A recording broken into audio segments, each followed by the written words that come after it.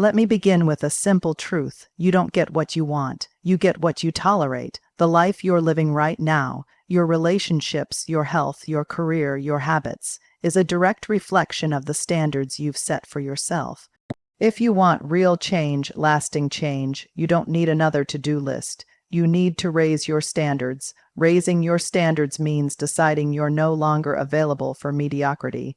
It means demanding more from yourself, not in a harsh way, but in a powerful one. It's about recognizing your worth and acting like it. It's the difference between settling and striving, between existing and excelling. You see, when you raise your standards, everything begins to shift. Your focus sharpens, your habits align, and your results start to reflect the new version of you.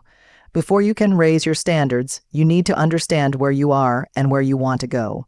Clarity is the foundation of transformation. Without it, you're driving in the dark with no destination in mind, and even the best car in the world won't help you get there. Most people drift through life with vague ideas of what they want. I want to be successful, or I want to be happier. But what does that actually mean? Success looks different for everyone. Happiness does too. If you haven't clearly defined what those things mean for you, then how can you ever create standards that move you in that direction? Start by asking yourself some deep, sometimes uncomfortable questions. What do I truly value in life? What kind of person do I want to become? What does a successful day look like to me? What kind of relationships do I want to attract and nurture? What type of physical and mental health do I envision for myself? What does financial freedom or career satisfaction really mean in concrete terms? Write it down. Don't just think about it. Document it. Clarity grows with articulation. The more detailed and specific you are, the more your mind can begin to align your habits and behaviors with your desires. And here's the critical part. What you want must come from you, not society, not your parents, not what your friends are doing.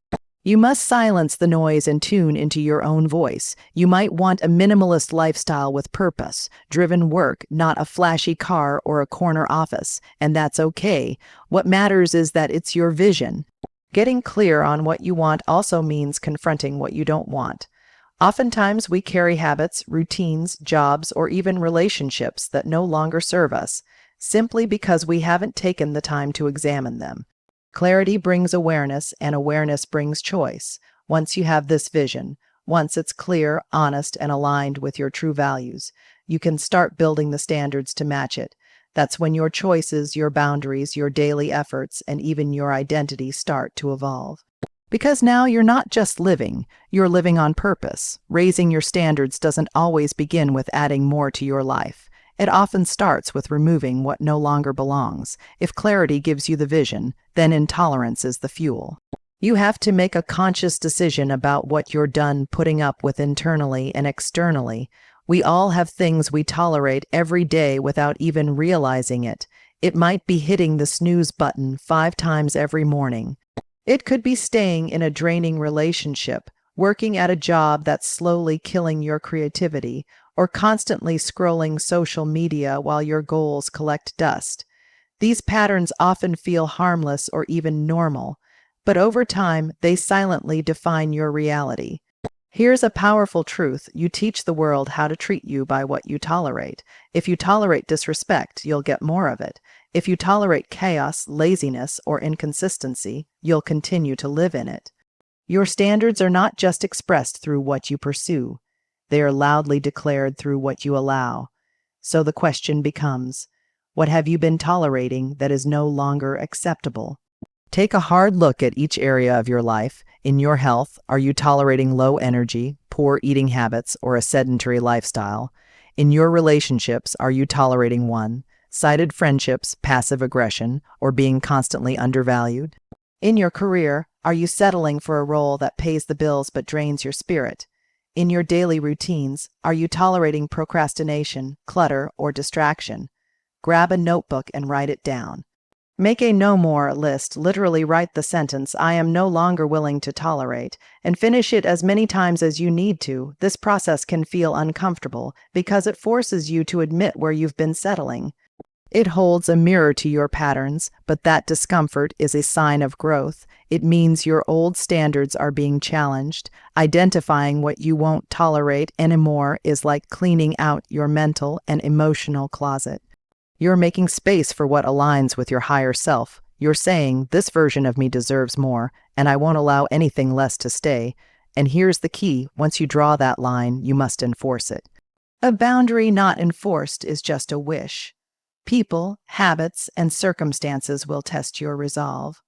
But the more you stick to what you say you won't tolerate, the more your environment begins to reflect your new identity. Standards are maintained not just by intention, but by follow-through. There's a powerful saying, you are the average of the 5 people you spend the most time with. Whether we like it or not, our environment has a profound influence on our mindset, behavior, and ultimately, our standards. If you want to raise your standards, you cannot do it in isolation. You must elevate your circle. Human beings are naturally wired to seek connection and belonging.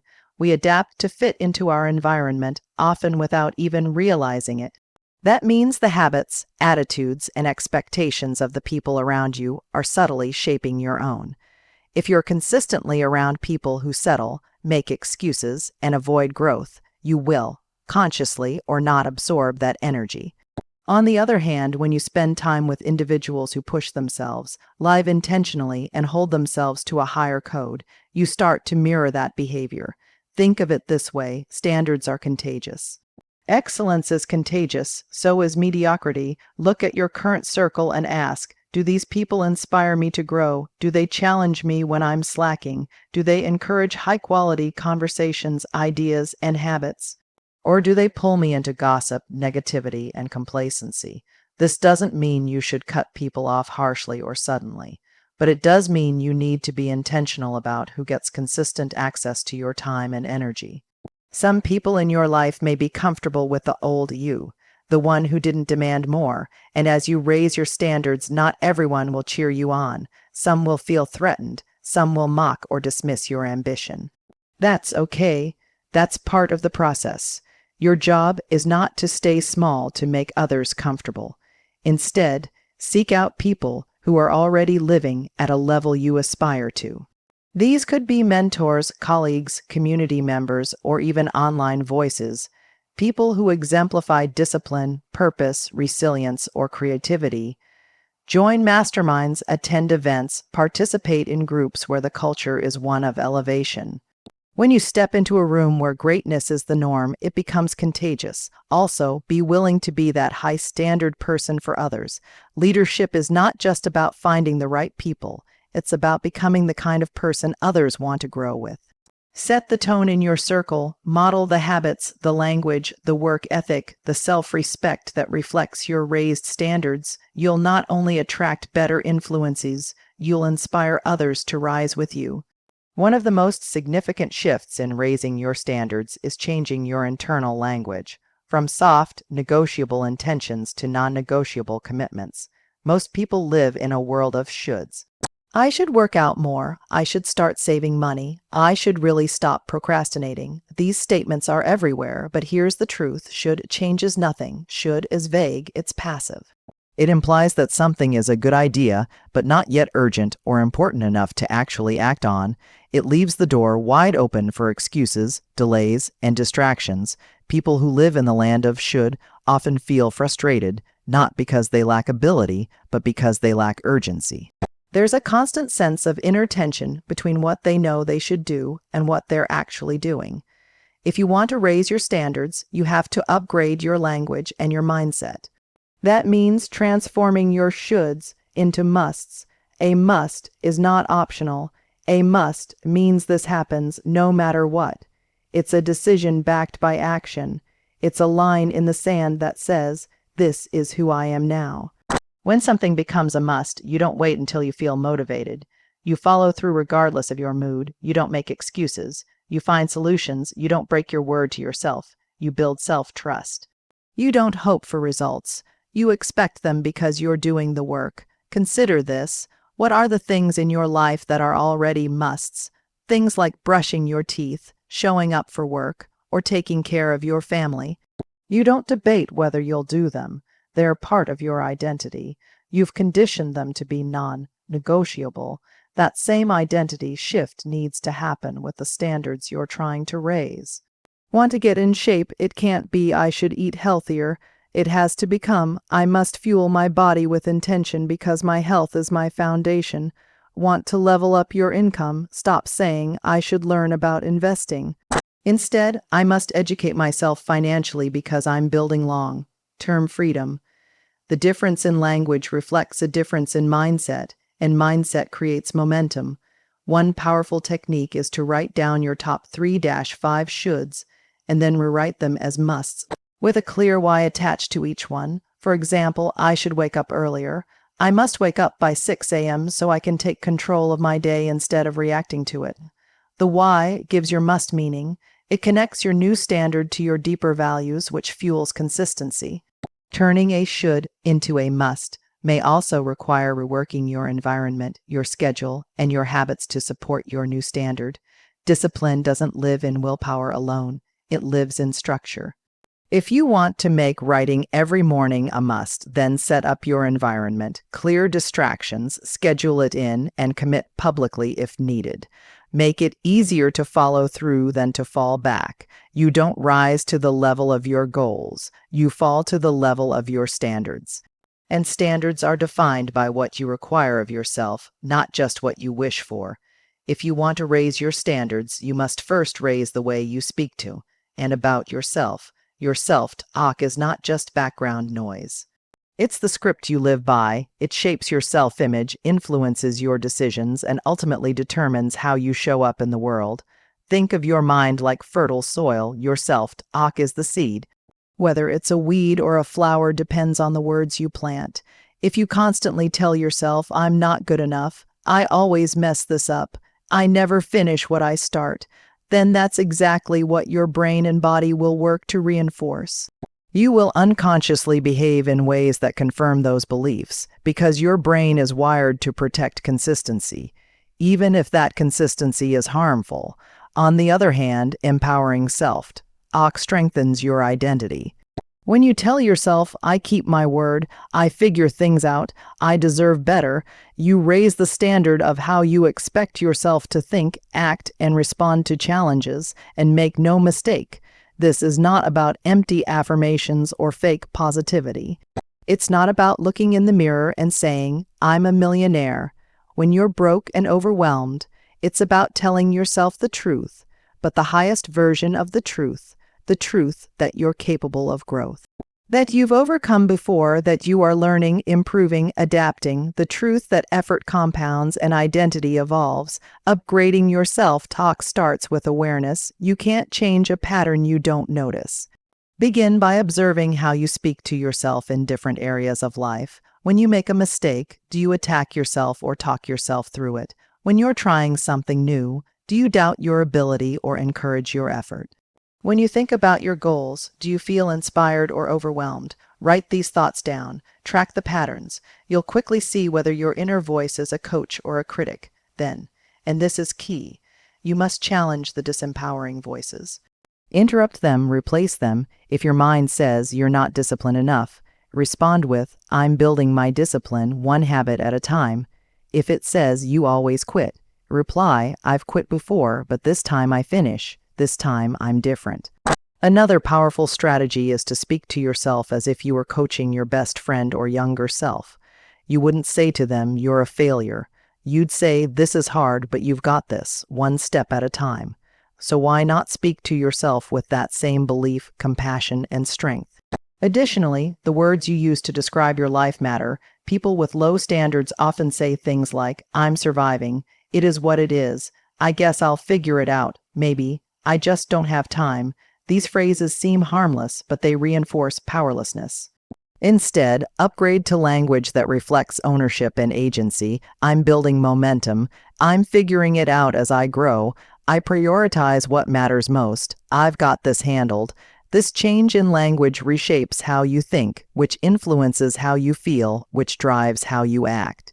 And over time, your standards rise to match the new identity you're reinforcing with your words. Raising your standards begins on the inside. The most important conversation you'll have all day is the one you have with yourself. Make sure it's one worth listening to. Raising your standards is not a one-time decision. It's a daily discipline.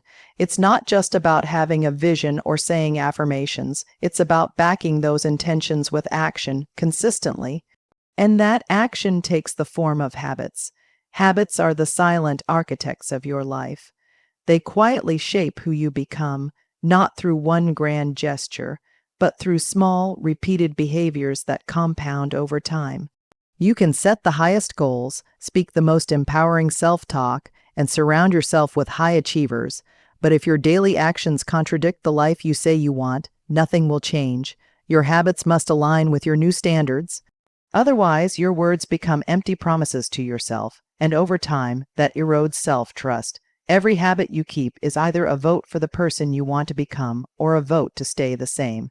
So the real question becomes, are my daily routines in alignment with my highest standards, or am I still operating from an old version of myself? To start aligning your habits with your upgraded standards, begin by identifying what standards you want to hold in each major area of life.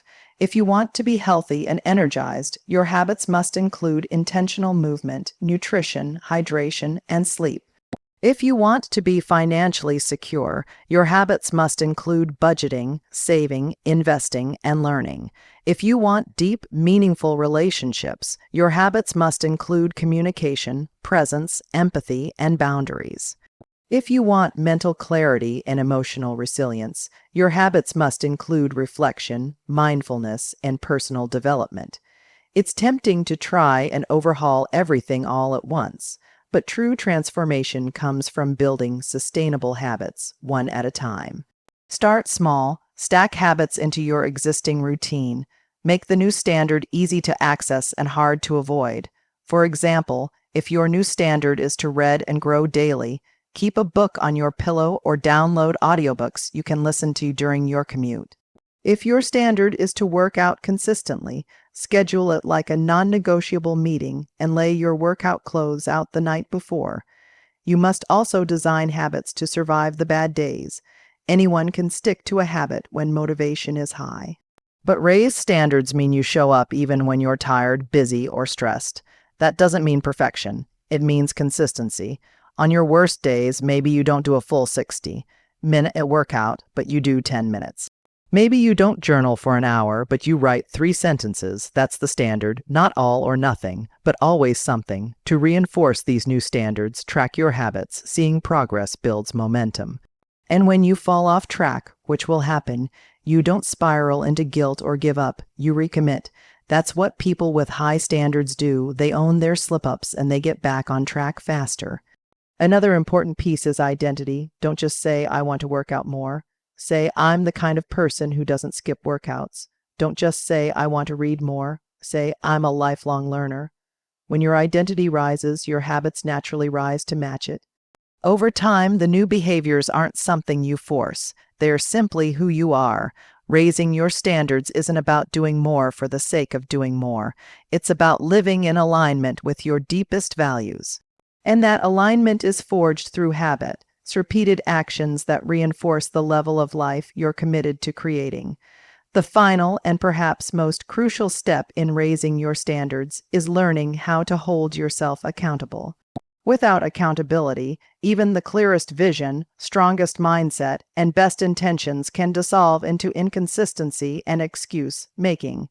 Accountability is the bridge between your commitment and your results. It's what transforms your standards from ideas into lived reality. At its core, accountability is about ownership. It's the mindset that says, no one else is responsible for my growth, my discipline, or my outcome. I am. This means refusing to outsource blame, delay progress, or settle for half effort. It's recognizing that your life is a direct reflection of what you tolerate, what you repeat, and what you're willing to demand of yourself. Most people struggle not because they lack goals, but because they lack follow-through. They let themselves off the hook too easily. They make commitments on Monday, break them by Wednesday, and justify it with, I was tired. it was a busy week, or I'll start over next month. But if you truly want to elevate your life, you have to raise your level of personal responsibility. You must learn to treat promises to yourself as sacred, as seriously as you would a promise to your boss, your family, or your clients. One of the most powerful ways to build accountability is through tracking and measuring your behavior. What gets measured gets managed. If you say you're committed to working out 5 times a week, track it. If your standard is to spend 1 hour a day building your business, track it. Tracking brings clarity, and clarity removes the wiggle room that leads to excuse making. It's easy to think you're doing your best when you're not measuring anything. But when the data is in front of you, it's hard to lie to yourself. Accountability can also be strengthened through external structures. This doesn't mean depending on others to save you, but it means strategically leveraging support systems that increase your chances of following through. This might be a coach, a mentor, a progress partner, or even a public commitment. When you tell someone what you're going to do, and you know they'll ask you raise the stakes, you make it real. You tap into social accountability, which is one of the strongest motivators in human behavior. But even more powerful than external pressure is internal integrity, doing what you said you would do, even when no one is watching. This is the hallmark of someone with high standards. It's waking up early because you said you would. It's skipping the junk food because your health matters. It's putting in the extra work because excellence is part of your identity. Not because you're being graded, but because you grade yourself, and you've decided to raise the bar. Developing self-accountability also means reviewing and reflecting regularly. Take time weekly or monthly to ask, did I live up to my new standard this week? Where did I slip and why? What can I adjust to stay more aligned moving forward? This isn't about beating yourself up. It's about maintaining alignment. Growth isn't about perfection. It's about awareness and correction. The sooner you notice misalignment, the sooner you can course correct. It's also important to note, the higher you raise your standards, the more resistance you may face, from both within and without. Your old self will want comfort. Some people around you may feel intimidated by your progress. Accountability is what keeps you grounded. It's your personal contract that says, I'm not doing this for applause. I'm doing this because I owe it to myself. Raising your standards is not a one-time event. It's a lifestyle. And a high-standard life can only be built on a foundation of daily accountability. It's the difference between wishing for more and becoming more.